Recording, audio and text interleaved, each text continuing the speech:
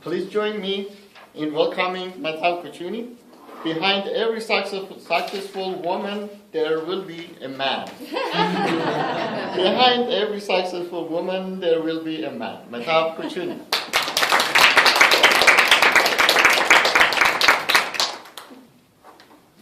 Mr. Toastmaster, ladies and gentlemen, you have all heard of the adage, behind every successful man, there is a woman. A woman who is toiling in the kitchen from dawn to dusk. Brilliant women giving up their careers for the sake of their children, parents, or even grandparents, all under one roof. Successful women taking a back seat so that their husbands can tend to their bruised egos. But now we live in interesting times. You step into the park and you will see men pushing strollers. More men are happy to stay at home and tend to the house chores. In the US, last year, women overtook men in the workforce. There are more women at the helm of Fortune 500 companies. And they're doing a fine job, sometimes an even better job. Gone are the days of scantily clad women in posters and advertisements. It's now being replaced by scantily clad men. Really? I'm a little bit confused about what I feel about this.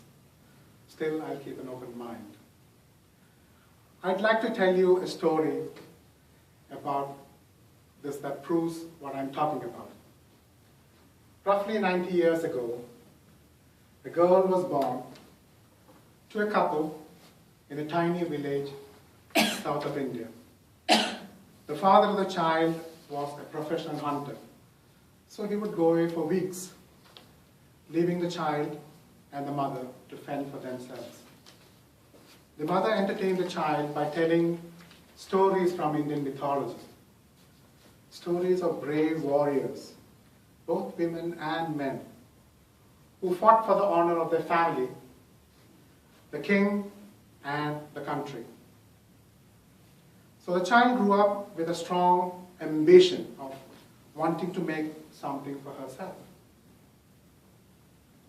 By the time she was in college, she would beat every boy at his own game. At the same time, the parents of the child were not sitting idle either. As was the case in those years, every year the mother gave birth. So by the time the child reached college, she had to care for 11 of her siblings. Now, this didn't stop her determination to become something of her own, to achieve her goals. By the age of 25, she became the first licensed woman medical professional or practitioner in the state. As she was growing up, her siblings, most of them boys, had to give up some of their own cherished dreams for her. She made sure that all her siblings can look after themselves. Only then did she marry. Her husband, a banker, was content to stay in her shadows, supporting her ambitions.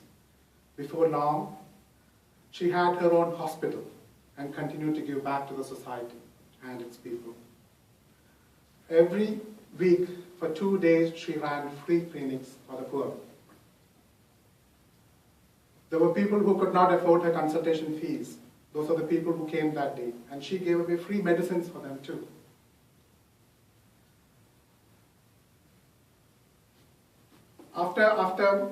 She never had any children of her own, so she adopted all her nephews and nieces as her own. This is a true story, my friends. This is the story of my godmother, my aunt who is no more, a woman who was far ahead of her times. We listen to such successful stories all the time. You know? At that time, it was a trickle. Now it has become a deluge. We live in interesting times. The CEO of Huffington Post, you must have heard of Arianna Huffington. She was referring to the financial collapse of 2008. She talked about it recently. She was saying, we wouldn't be in such a financial mess if Lehman Brothers were called Lehman Brothers and Sisters. I'd like to leave you with a word of caution. This is a process in transition. You have to take the responsibility, like any process that's not tested or is in the process of testing, you need to give it all the adjustments that you can, both as men and women. It's like a fine pendulum swinging back and forth. You have to give, to have a perfect balance, you have to give it all the support you can. You have to be flexible, you have to be creative, and you have to be patient.